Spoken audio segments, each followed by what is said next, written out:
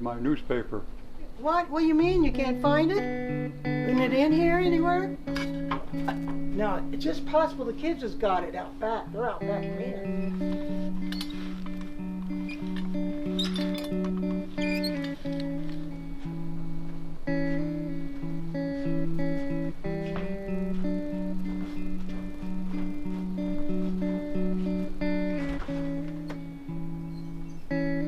Has anybody seen my paper? Here's the paper. Thank you.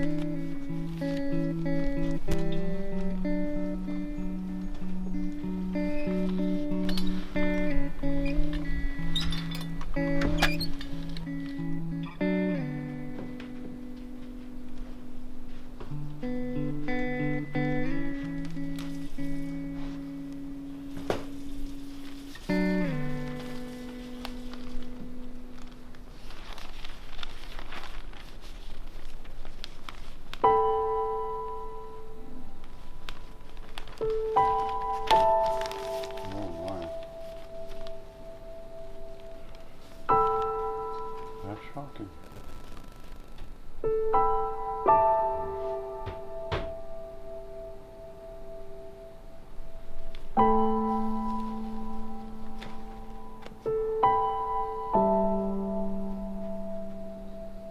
Where's my hat?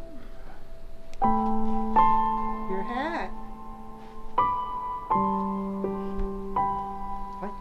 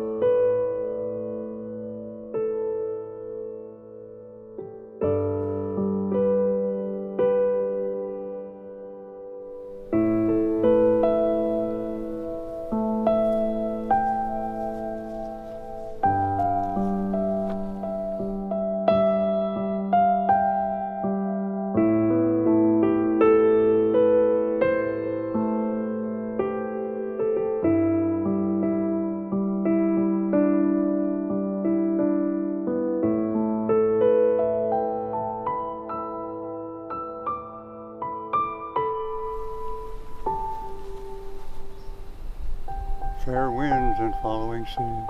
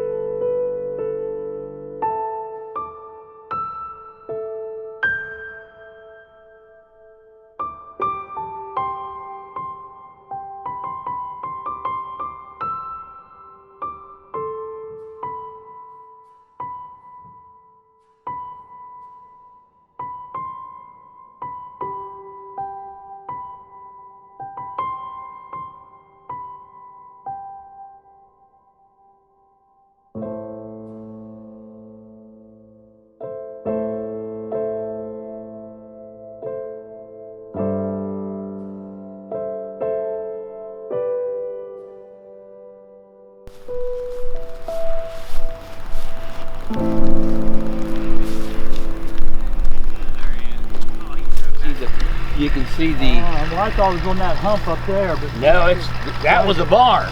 That's where they turned around. okay.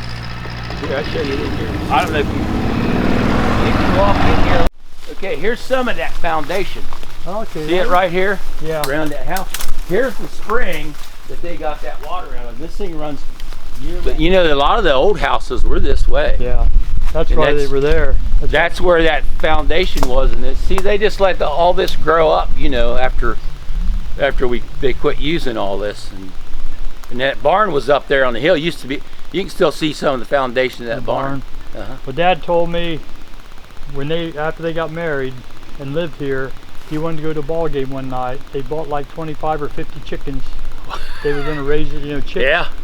And they put them in that barn. That's amazing, isn't it? They put them in that barn. But while they were at the ball game, all the chickens went in the corner. Something scared them. They suffocated and all died. Oh. And he said he never ever went to another ball game again.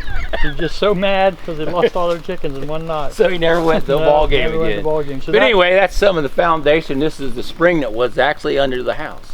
There's actually an opening in here. You can't see it now because I haven't used it for a while. Well, it looks like there's a pipe over there. Yeah. And what I do is I uncap it and let water into it. I screen it and put a sock over it, and then I would fill it, fill the pool. Dad always talked about there was for Max, the brick part, and Grandpa, when they lived here with all the kids, he built a shack on top of put posts way out and built a shack on top just for the kids to sleep in. All screened and wired in the front. I tell you, it's amazing, isn't it, what they used to do.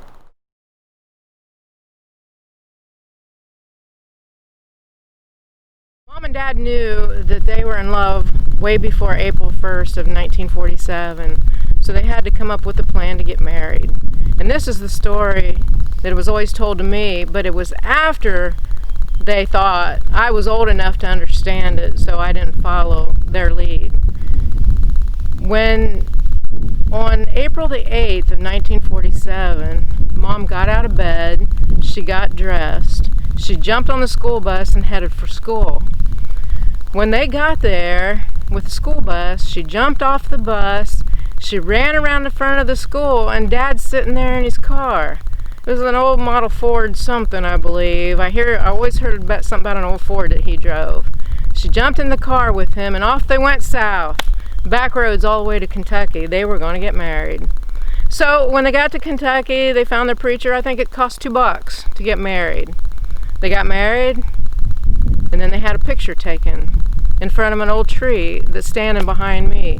It had no leaves. They didn't even know what was in their background, I would guess. But that's the only picture that we have of their marriage, their wedding day. They jumped back in the car. They went back to Pleasant Hill. They stopped in front of the school because they was watching their time. Mom jumped out, ran around behind the back of the school, and climbed on the school bus. They had it made. They were married. So a couple nights later, they went to a dance. And the drummer of the band at the dance they went to, you got your 40s music, their waltz and everything. He said, "Hey, Marion, I'm gonna give you some congratulations." And Dad said, "For what?" "I seen your marriage license in the paper." Wow. I mean, right away, it's like, we're in trouble now. So he told Mom, he said, "We got to tell our folks because they're going to find out the wrong way." So that's when their life began, by running away and eloping to Kentucky. But it took a lot of years for them to tell us that. And it took me a lot of years to figure out what they really did and why. But it all worked out. They lived happily for 68 years, raising a family and farming.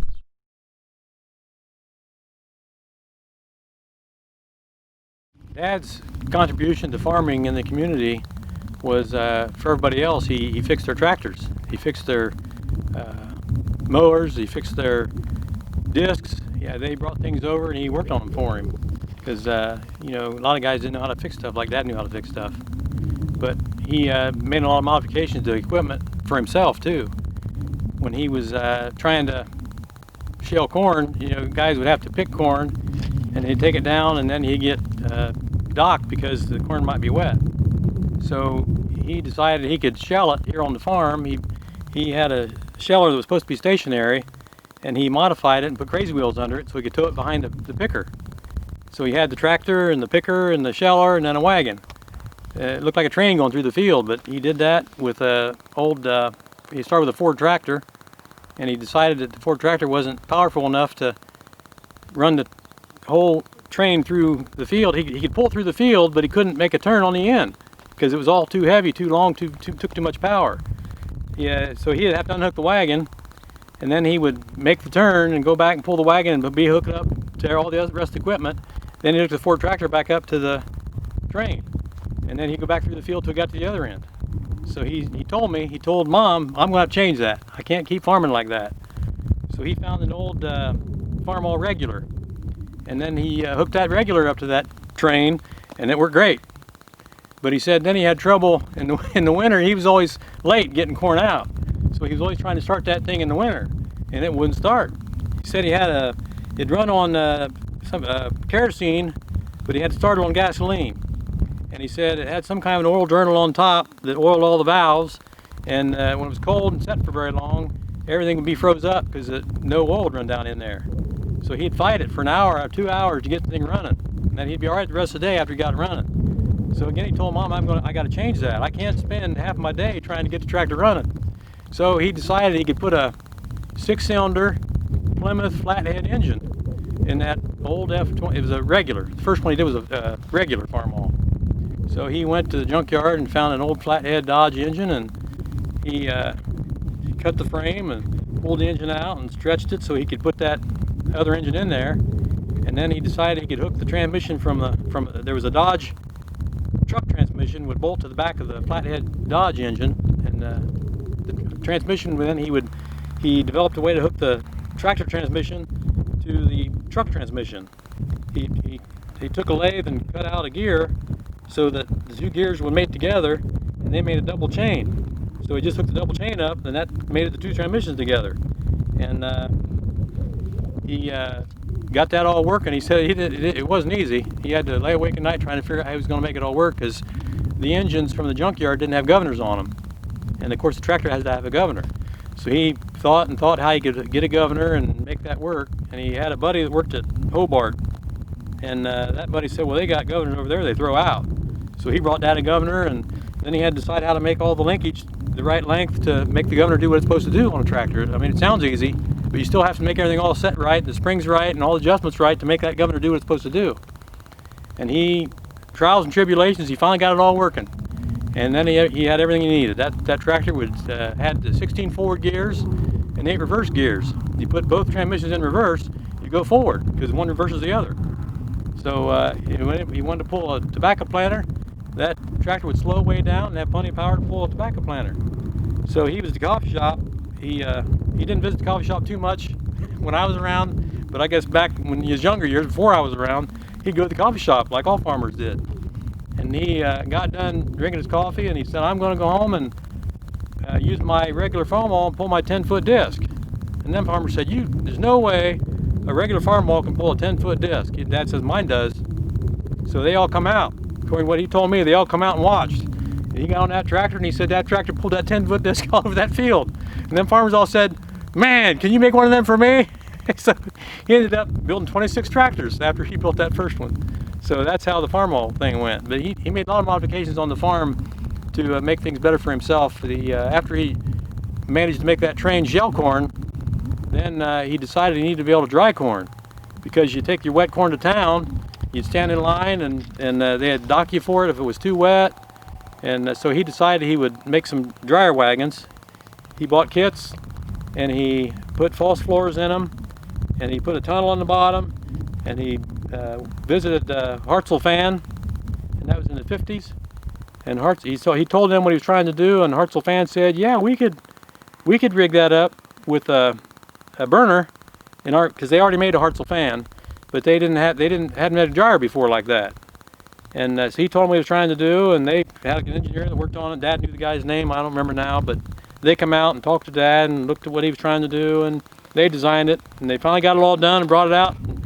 They hooked it all up. Dad had a tarp set up to hook between the fan and the back of the wagon, and he had to have it, that way he had a little bit of leeway right and left and forward and backward. And they fired it all up and got it all working, and man, that worked great. And Dad asked, well, what happens if the power goes off? Because I see that there's a big old flame in there, that big, and it shot in there 6 feet. And Dad asked, what happens if my power goes off and that flame's in there burning and I dry in the barn? And the engineer said, boy, I don't know, we never thought about that, it'd probably burn your barn down. So he said, I can fix that. So they went to town, back to Hartzell Fan. He brought home a little safety device, And Dad got the torch out and they torched a hole in the side of that shroud, and they mounted that in there so that if the power goes out, the flame will not go towards the wagon anymore. It'll just start going straight up, which would burn the barn down. And it made that safety switch cut the power, or cut the fuel, the natural gas flow to the flame, and then everything was good. So that made that work all right. Then when Dad dried grain like that, he didn't have any bins yet, but he could dry grain, and the wagons, of course, were already on wheels. He would use that 8-in Ford tractor, and he'd tow that wagon to town, and there'd be a long line at harvest with guys bringing corn in, picked corn, and he didn't have to wait in line because he had shelled, dry corn. He'd go all the way around them and go clear up the front of the line, and he'd go to a pit and dump his. Then he'd go back home and shell some more corn and dry some more corn, and them guys just saw Dad go around them. And he said when they would try to weigh it and they were going to dock him, they dock you for moisture and they dock you for weight and they dock you because they got to shell it, and then they subtract off the cob. And Dad said they got the page out and they couldn't find any place to dock him. And he said that was his point. Now he just hauls the corn in there, dumps it, and he gets paid what it's supposed to be, so much per bushel. No dock. That was very convenient too. He made a little more money that way. So that worked out for that part. And with the farm-all, then he also decided that farm-all could pull a 3-bottom 14 plow, because the old regular normally would pull 2-bottom. So he was able to plow faster too. And he ended up, when I was growing up, we had 4 farm-alls on the farm here that we could plow. 4 of us running them tractors. We'd pull 3 bottoms at a time. And then he also got to where he had put a power steering pump on the farm-all off of a car, because it bolted on that side of that transmission, or on the side of the engine. It was a power steering pump, and then he converted it so it was be hydraulic to raise and lower the plow. Because back then you pulled a rope, and then there was a gear that ran on the ground and picked the plow up and dropped the plow. So now you just had a little valve underneath your seat. You hit that valve and raise the plow. And you're ready to drop the plow, you hit the valve the other way and the plow drops. And that's another convenience he made on them old tractors. Worked pretty good. Used them for lots of years.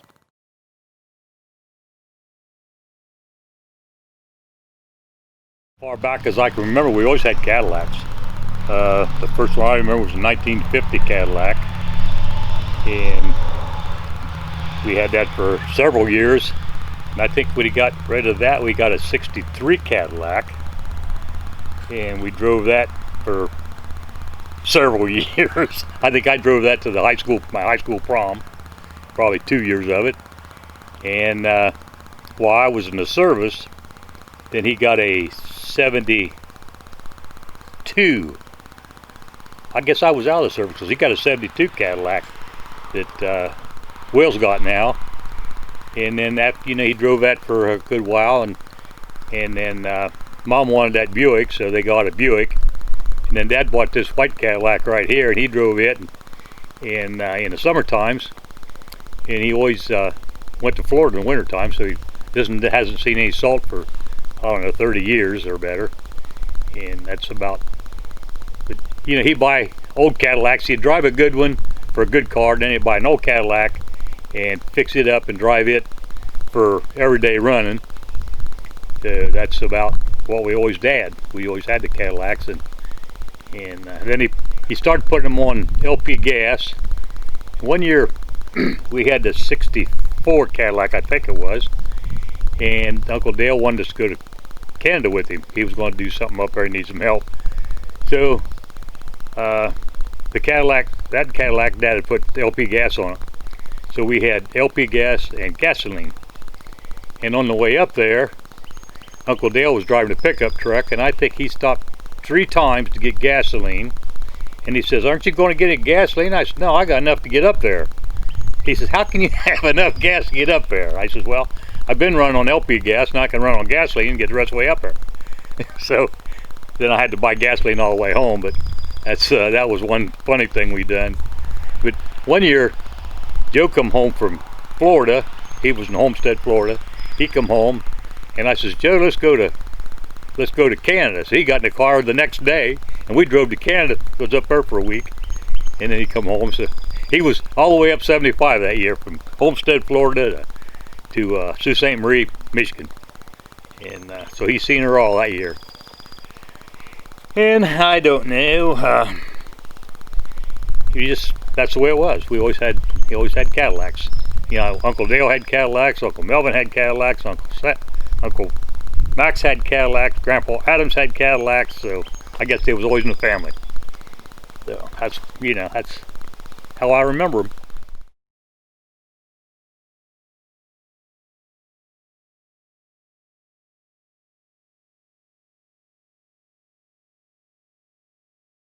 In the month of June, my ship was just coming out of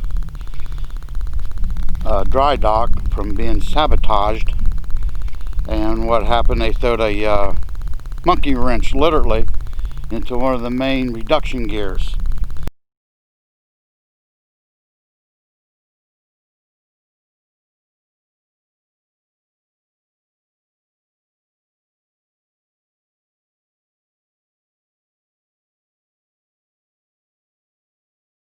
Because we was getting ready to go over to overseas again, and somebody didn't want to do that. But anyhow, just the day that the ship was getting ready to pull out, my mom and dad and Sally's mom and dad came out to see Erica. This would have been, probably the third week in June. And when I got home from the ship, I knew I was going to be going out the next day on a shakedown cruise. And a shakedown cruise usually lasts a whole day, 8 to 10 hours. When I told Dad I had to leave tomorrow, he asked the question could he go with us? So I said, well, yeah, let's go over to the ship and see who's on the pier watch or the sponson watch, and we'll ask. Well, when we got over there, my division chief, Chief Pinion, was on the watch. And I introduced my dad and father-in-law to him, and he says, well, how can I help you? And I said, well, we're going on that shakedown tomorrow. And my dad, being a Navy man himself, he was one of the first ones to hit Normandy Beach D-Day. And that kind of put a spark into Chief Pinion's eyes, and he said, and they want to go along? I said, yeah, they'd like to go along.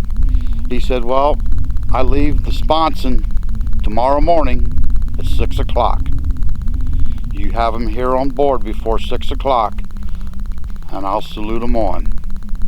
So I told Dad and Ralph both, I said, that's what we got to do. The ship probably won't pull out till 8 or 9 o'clock, but you'll be on it. Ralph had about 6 cameras on him. My dad, he was just curious about looking around the ship, so I assigned my console recorder to take him around. He's got a pass to get just about anywhere on the ship, and anywhere that Dad wanted to go, he took him. And it lasted pretty much the whole 10 hours.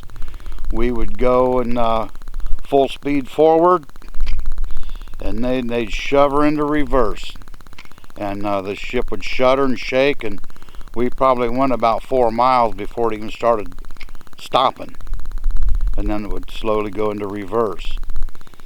Then they cleared the flight deck. Dad and Ralph was up there taking pictures, and they wanted to know how come they had to leave the flight deck. And my recorder told them, because we're going to go into a sharp starboard and then a sharp port turn, and we're going to lean at about a 45-degree angle, and they don't want nobody up here. And that's exactly what they did. They'd go as fast as they could forward, and then they sharp to the starboard, and then they turned her hard to the port. And every time they would do something like this, the ship would shudder, because anytime you make a change on the ship, it responds drastically. So we got back in the port, and of course Ralph, he had his cameras, and Dad, he was kind of excited about the whole day, and we went back home. I don't know if there's any more to this. No, No, that's good stuff. I like that. That's perfect time. Okay. Any more about that? Sounds like they had a good time. Yeah, they did have a good time. That would be neat.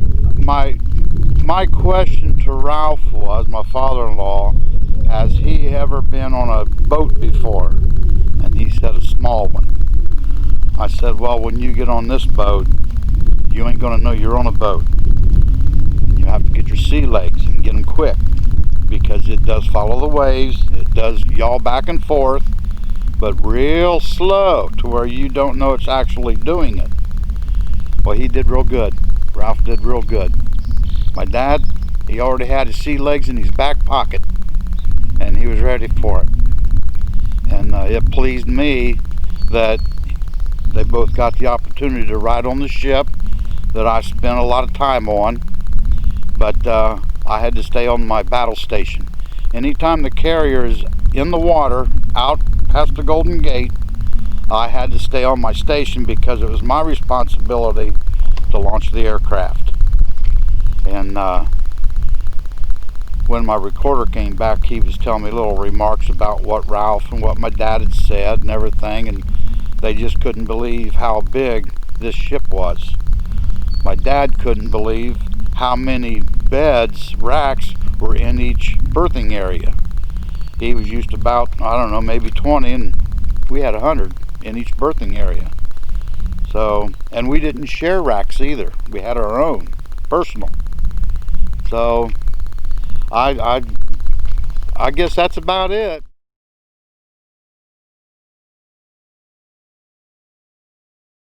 This is the Miss Fern right here. This is Dad's yacht. He was the skipper and Mom was Gilligan right there. She could bait a hook, and Mom dressed like Gilligan when she was out there. She had the hat. But Dad fished every day. They spent every summer up there. It was nice to know that they were up there. And no matter what we were doing, if we wanted to go fishing, we just had to make it to Paradise Acres. And we were fishing. Dad had the bait.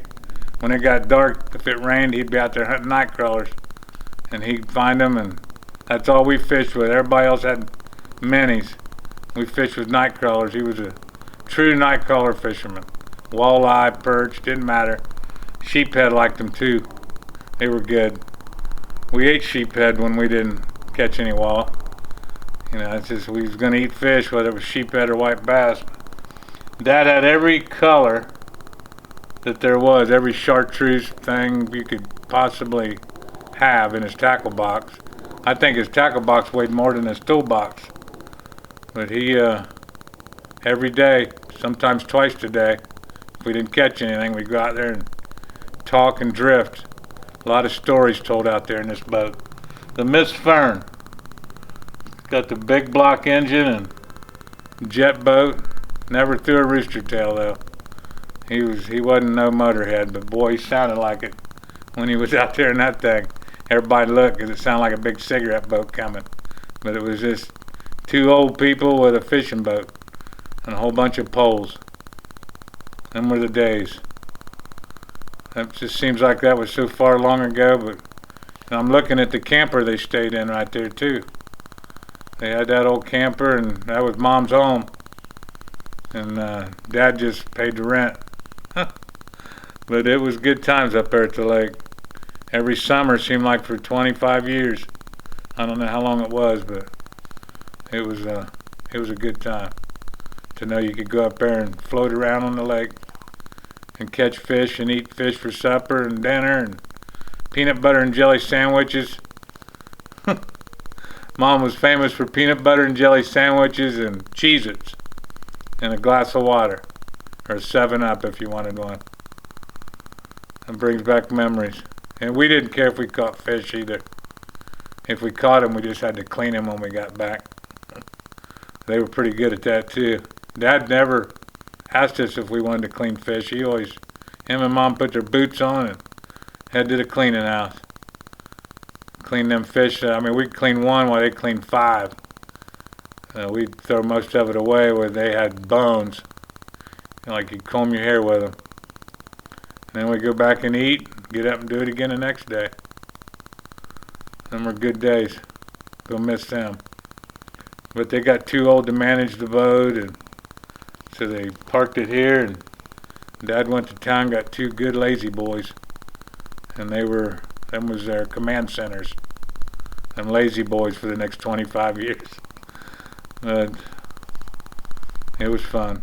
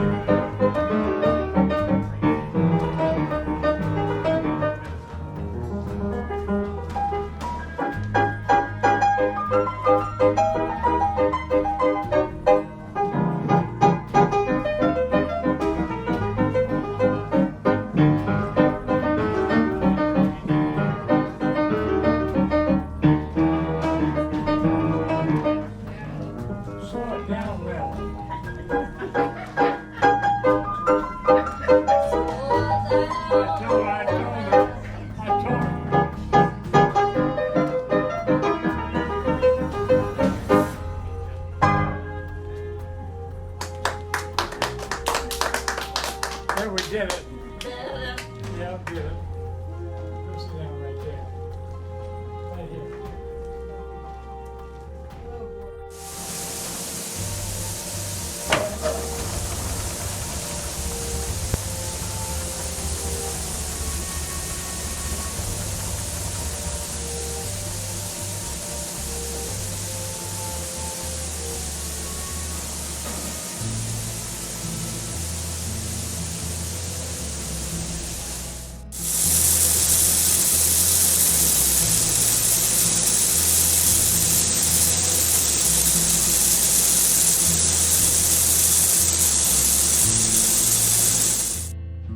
Left home, first time they was away from home, and they wanted to know what was going on at home.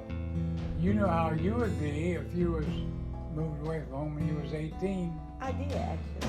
You did? Yes, I did. Wasn't that lonely? It was. It was. Yeah, well, you knew then when you was going to get home. These people didn't know whether they was going to make it through the war.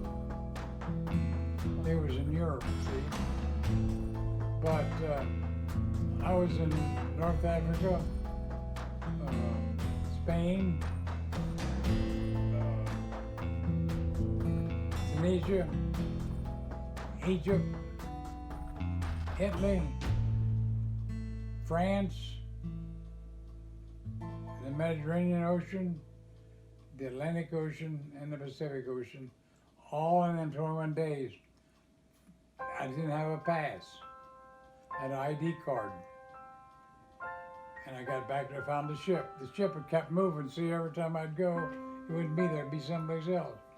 I'd get on another airplane and go till I found it. I had a priority to get on the plane. But that was a long 3 weeks, I'll tell you. Yeah, well, I never wrote about that, but it's in my book. I wrote a book, a military book for the Atlantic Ocean. I was over there a year, and then I came home what they call a survivor's leave. And then they sent me to the Pacific. So I had, that book was from the Pacific. I was out there a year. I knew all those places they talk about all the places. I've got books, read, reminds me of what was going on there. You don't know it, but yeah, United States was in a war a long time before the people in the United States knew it. We had ships sunk by the Germans.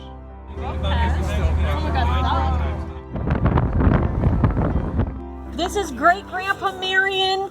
He's the last of the Mohicans, the last great-grandparent, and he's going to do the honors today of cutting the cake and revealing the gender of this baby.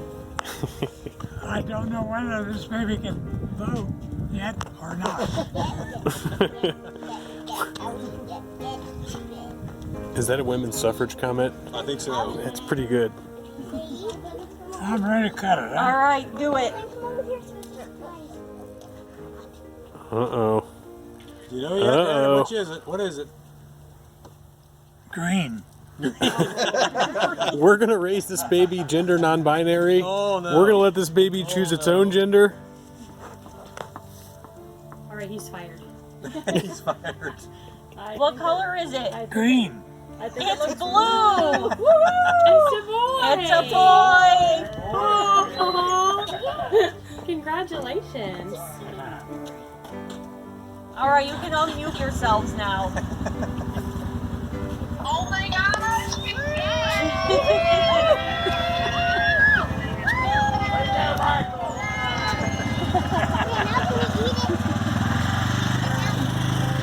Our grandpa does it.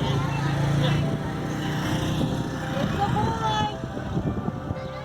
I was wrong. Somebody had to be wrong. Yeah, somebody had to be wrong. Claire gets the points. What about Daddy Troll? You get the points too? I was our boy. Troll Daddy. Troll Clayton, what was your guess? Yep. A girl. You guessed a girl? He guessed a boy the whole time. He did. Nice work. What about Troll Claire? Boy. Fist bump. But she voted a girl the whole time until an hour ago. Then she switched. Yeah, we thought about telling you that's what we were going to do.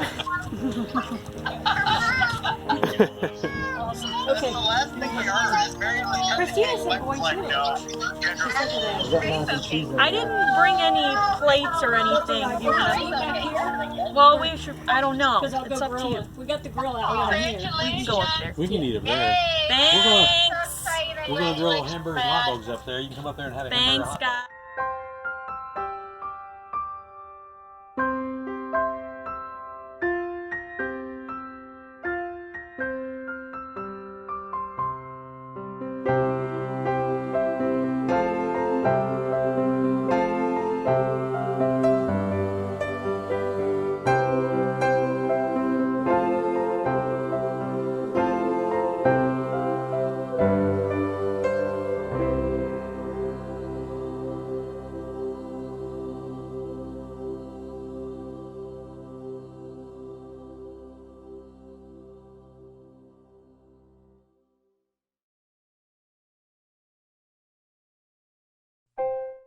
Look at me.